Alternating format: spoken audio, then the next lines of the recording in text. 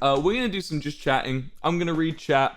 I'm gonna answer some Q's, give you some A's. Everyone's saying Lovejoy and Vidcon. Okay, we'll talk about Lovejoy and Vidcon. Lovejoy is in the process, going back into the studio on the 22nd to finish it off, and then mixing. We should have it out by the end of September. Is the timeline for your boys' music. Currently, as of this very second, obviously last minute decisions pending. It is a 6-track EP. It'll come in at about 20 minutes long. Maybe a bit over 21, 22, 23. This is as it stands, right? This is nothing. This is obviously when we go into mixing and production, I may go, that song's shit, and throw it away. Yeah, I've been listening to it a lot. The EP. I've just been listening to the bounces, the drafts, as it were, and I've been enjoying it. So I hope you will too. And Vidcon, yes, I'm going to Vidcon. I haven't actually planned my flights or done anything yet, which I should do because they've been pressuring me about it. But yeah, I'm very excited. It'll be fun. I'm not entirely sure what I'm going to be doing there. I've just missed America. The whole quarantine and stuff and the coronavirus had a massive impact on my mental health, as I'm sure it did everyone. And I'm just so happy that now everything's starting to open up again and I can go out into the world. I can go out and you know, feel like I'm alive again and not just living this kind of perpetual dream. Do you know what I mean? Until recently for me. This month has been really nice. Softboy, you say. Softboy, I sent it over to a mixing engineer and he gave it a good go and it's sounding better, but it's still not on the level I want. And that really, really bothers me. It's like, it's so almost there. There's something missing. I played it to Tommy and he was like, there's something missing. And I was like, there's something missing, Tommy. And he went, there's something missing. And I went, there's something missing, isn't there? I've done this 4 times from scratch now. One, I did it once. That was the first time I tried and I gave up. Second time I did it again and I gave up. I even got a feature who's still on it. And the feature, I think you're going to like the feature when you hear who it is. I got the feature on and that's going to be really cool. Then the third take, I had a break. And then the third take was with this mixing engineer. And I'm still not happy, so I'm starting again. Have you met Mumsa? Yeah, I did in America, actually. In La Jolla, I met Mumsa. And she was lovely. As lovely in person as you would expect. Just as Phil is. They make me believe in love. Philza and Mumsa. If you listen to my music, you know that I have a lot of songs that are about how I struggle with love and romance, and how I don't believe in it. And then fucking Mumsa and Philza come along and I just can't explain it, you know? I can't explain how that happens if love isn't real, you know? To MCC! Oh, Softboy, it was Softboy. We'll do MCC afterwards. Softboy, yeah. I've even got a music video planned. I've got everything done for it. I just can't get it working. I can't make it sound song in my head. It sounds bad. It just doesn't sound good. And it's not Cameron who mixed it's fault. It's not my fault for the mixing. It's just I just didn't nail it, and I gotta nail it. So I've got to start from scratch again, and I'll make it work. MCC, yes, I'm very excited for MCC. I always am excited for MCC. I've never missed one. Not that I would be allowed to. Scott would take me behind the shed and just if I missed one. Loved your tour dates in the US. Oh, that's a bit of a long way off.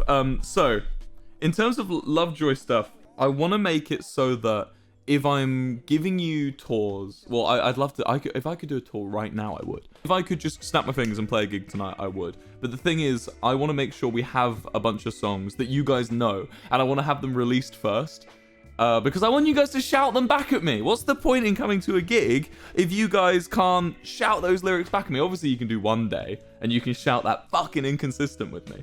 But I want all the new songs too, you know? Merch. Now, this is the thing I definitely gonna wait for. I don't want to release Lovejoy merch until we've got an actual substantial catalogue of music. Because I feel weird asking you guys for money when I haven't made anything, you know? When we've just made 4 tracks. That's not enough to start asking you for merch, you know? It's been like, I think it's a bit scummy to only release 4 tracks and then be like, right, money, give me money. You know, we're doing fine financially. You guys streaming the music has helped us enough financially that we can do this full time and start really hammering this. So that's the important part. How did you get your music out so people heard it? Well, I cheated. I had a platform already. But originally, when I was starting out with my music, I used to go busking a lot, which, let me tell you, doesn't help. Busking does not help get your music out. I used to play live sets at open mic nights, and I'll tell you what, that also does not help getting your music out. The thing that helped me the most when I was starting out was YouTube videos of trends. So my very first songs were like the Nice Guy Ballad, Karen, Please Come Back, I Miss the Kids, that kind of stuff, which got loads of clicks from people who had no idea who I was, because it was a trend, you know. People were like, yay, you know, click. Do You Laugh You Lose anymore? Yeah, that's the thing. I've been thinking about it. Man. I kind of miss it. I was watching some of my old You Laugh You Lose streams, and I got kind of carried away. I was watching, because YouTubers watch their own videos. All right, chill out. It's not that weird, I promise. But like, I was watching some of my old You Laugh You Lose videos, and I was like, dude, this is some of my most comforting stuff that I've made to watch back. Of course I would. I had a great time out with George. Can I tell the story? I'm gonna tell the story. Me and George, after doing Jack Manifold's vlog, Jack Manifold went off to dinner. Yeah, and me and George were sort of cast astray. We were hence not invited. So me and George were like, fuck it, let's go to Nando's. Now, chat, for those of you that do not know, Nando's. Now I just look really pale. Fuck it, let's go Nando's. Now, and it's like this sort of spicy Portuguese food, and we decide to head out, and we go to the one in Euston, near London Euston Station, which is where we filmed the vlog, and it was full. They were like, there's a half an hour wait. So we went, okay, well, time to go and find another Nando's. So we realized there was one 5 minutes away. So we walked this one 5 minutes away, and it's shut. So we're like, okay, so let's go to another one. And the next one is 20 minutes away. So we go, fuck it, let's go, 20 minutes. So we walk, it's 20 minutes, we get to the next one, and it's shut. And so at this point, George says, should we just go to a different restaurant as they're all shut? And I'm like, no. So we find the next one. This one's half an hour away. So we then walk 30 minutes to the next one. Chat, it's closed. It's closed. The next one is shut. So at this point, I'm like, okay, maybe we should go for another restaurant. And George looks at me and he's like, no, it's Nando's time. We are going to get Nando's. So, so I look up on my phone again. The next one's luckily only 10 minutes away, and we walk there. And we get to it. And this is the 5th Nando's. We went on a Nando's pub crawl of shut Nando's. And we get them. But if we just waited in the queue of the first one, we would have been in by now. But we get to the 5th one, and it's open. And we get to the door, and the lady's there, and she's like, hi. She's like, welcome. Like, oh, do you want, can I help you? And me and George are like, yes. We walk in, and we're just like to the lady, we're like, yes, it's open. And she's just looking at us like, okay, cool. Like, table for two. Like, yeah, I just thought it was very funny how we just went for 5 Nando's. We're so quirky. Yeah, I've had a really good time with George recently. Me and George, I don't know if it's George coming out of his shell or just me getting to know him, but I really clicked with him recently. I'm really getting on with George. He's a very cool guy. Any George fans out there, he's an awesome guy. You've chosen a good boy. But yeah, Polish people are the fucking best. I was like, they are the 3rd biggest country. So Poland, thank you for support. And secondly, when we were in the Euros and we were in the final, I posted on my Instagram story a joke about how everyone hates us. Everyone hates England in the Euros and wants us to lose because we have a couple shit fans, which is true, and they should be punished, and they did get punished. But everyone decides that we should lose and Italy should win, which they did. Yeah, when I posted on my story being like, yeah, look how much we're hated, all the Polish people that I knew, and I checked my requests as well just to see this. I never check my requests. I checked my requests, and it was just all the Polish people being like, we love England, we want you to win. And I was like, you rock, dude, you rock. We have friends. People do like us. We have friends somewhere in Europe. Thank you Poland for being our friends. How did you get famous? The thing with internet celebrity chat is that it's a great celebrity simulator. I'm not famous. It's a simulator. It lets me have a little dip my toe into how it feels to be a celebrity. But I'm not famous. I'm known on the internet, and how is it? It's very nice. I like it. It's a lot of fun. I love the opportunities it give, and I'm humbled every day. Advice for streaming. Yes, I'm going to give you the same pieces of advice that I was given by RT Game, which is get a good mic if you can, because it will put you head and shoulders above the competition. If you can't talk to yourself, get friends on who you can talk to. So don't just sit here like I'm doing. You got to get some friends on and chat to them. And thirdly, just do it a lot. Like this is survivor bias, because, you know, Eve's 3 thing with the 10. This is survivor bias because, like, you know, I've quote unquote made it. So, like, you know, whatever that means. So, like, I'm there. So this is survivor bias from me. But, like, man, it's all luck.